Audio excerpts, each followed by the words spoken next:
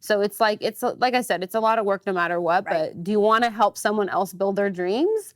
Or do you want to work hard to build your own? It's still building. Right. But the end, who do you want to do it for? Right. Have you ever wanted to start your own business, but you maybe haven't because you're just scared of all the unknowns? Well, our guest today definitely has a lot of insight on that. And hearing her story, it might just be what you need to hear to say yes, to start living your yes life, which is the life you truly love. So welcome to another episode of The Yes Life. I'm your host, Jessica Carroll, and in the studio today is my girl, Zee Rojas. Thank you so much for joining Thank you for having saying me. yes.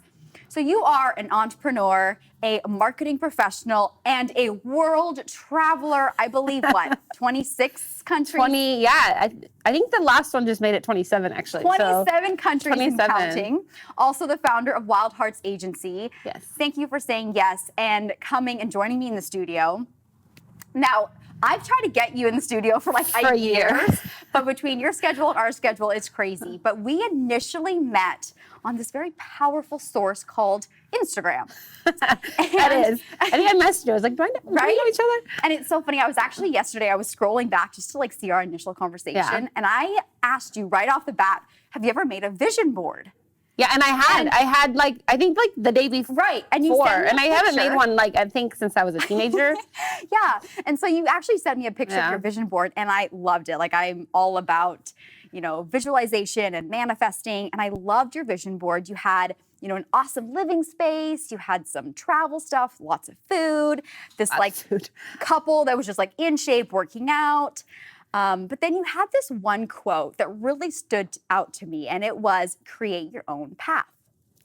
Create your own path. And that's what I really want to focus on today, because I know that you started in the restaurant industry waiting on tables. Yes. Then you got to real estate, and now you have your own company. So let's reflect back and just, what were the crucial moments that you had to say yes, and more importantly, that you had to say no to almost get to your yes, to create your own path? Oh, I'm where do I start with this story? I started my business on January 1st, and it was because I was in Peru with my best friend and my now husband. Yeah. Last year. 2 years ago. Okay, 2 years ago. Okay. And we hadn't been married yet. I think we were just engaged. But I had wanted to start my own business because I was getting burnt out in real estate. It was just not, I went to art school, so it wasn't creative. It was more of transactional. Yep. And it's money, but there's no difference in working in a cubicle at that point. Right. So I initially did it because I was like, real estate, I make my own schedule, I make good money. It was not, it was a 9 to 5, basically. That's what it became to me.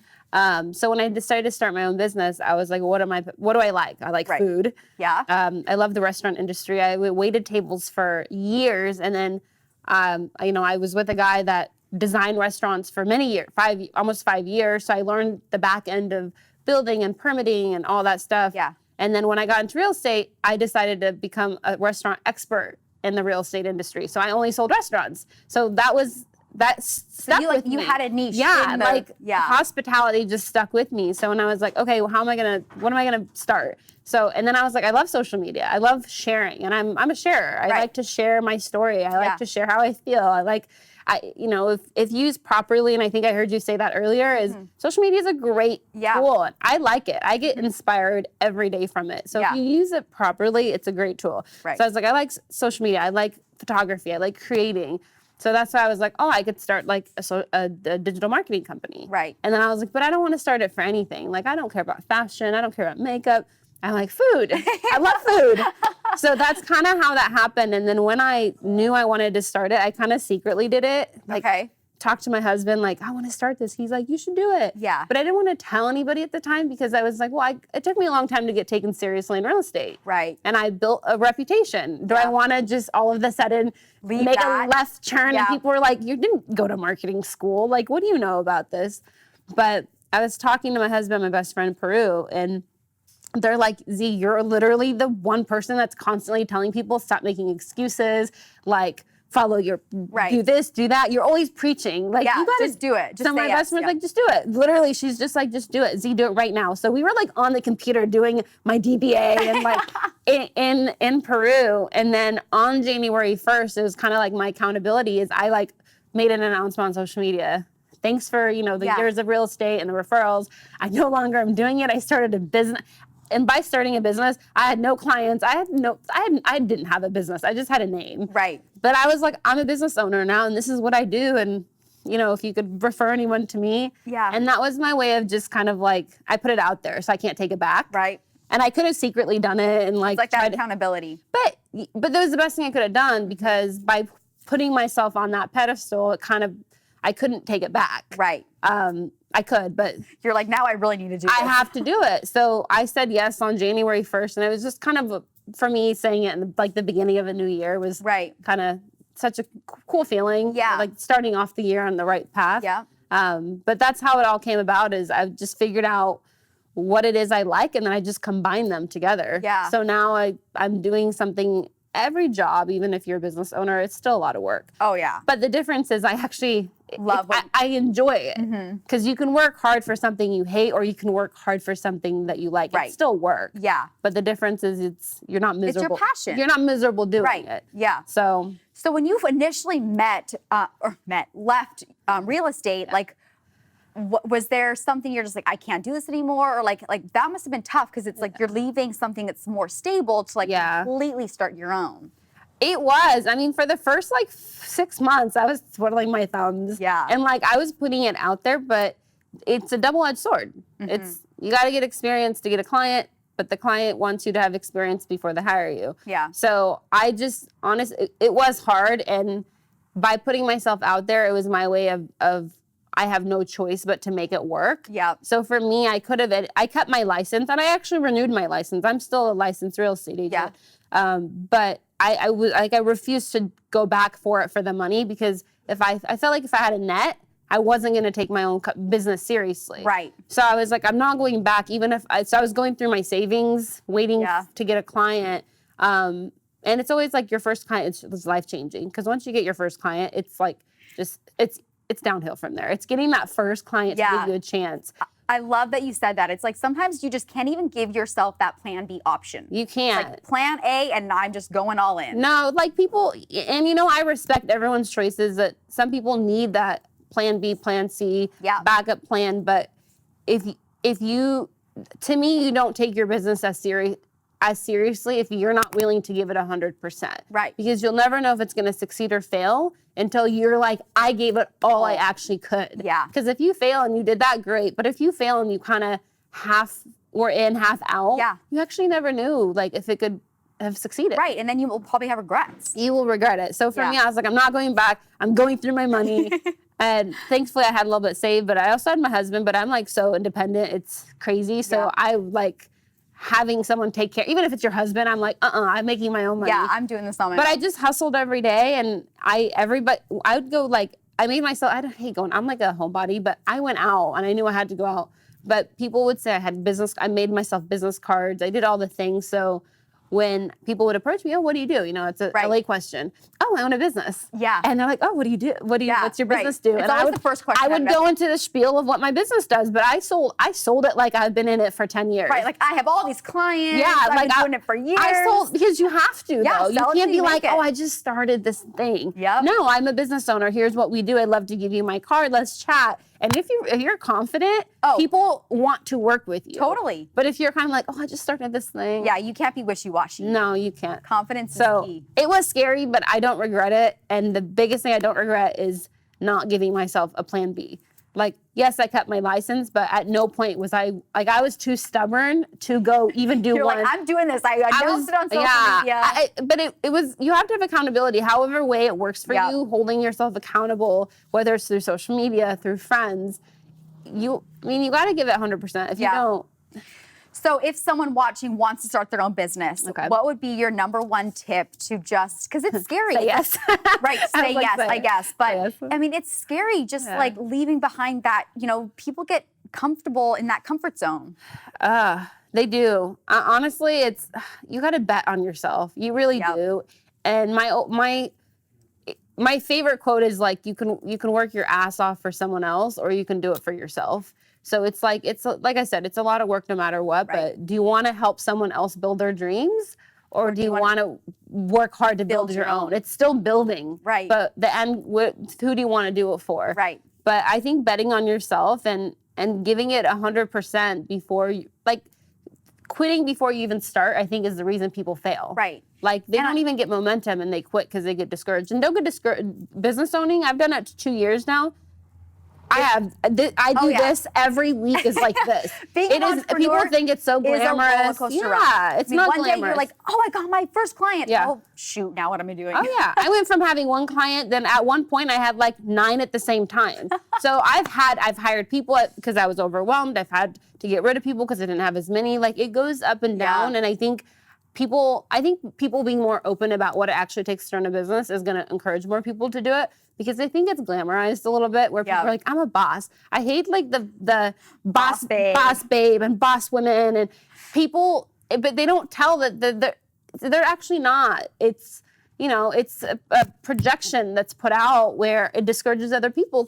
And then when people do it, they're like, this is a lot of work, because no one talks about the amount of work it takes. And it takes a lot of work. Yeah. But I love that you said that you were nervous to really announce it. I was really nervous. Once you did, you were like, okay, now I'm all in. It was like a weight off my shoulder. It felt really good. Yeah, so I think that that's another key thing, is just really, like, whatever way it is, get that accountability and really announce it, so it's like, no turning back now. Yeah. No, that was the best thing I ever did for myself. Was I love accountability. Yeah. Whether it's through friends, or I think social media has become a great accountability partner, to be honest. Yep. And even if it's for the reason that people care what people think, it's still, if it helps you be accountable, then great. If you use it to better whatever you're doing, then great, Right. Like, I post my workouts every day. I was just going to say, literally, I wake up, it's like 5 a.m. and she's like, here we go. I'm keeping myself accountable. Well, when I got back, I was like, because I go to the gym every day, but when I wanted to start this whole year, I really want to be an early riser.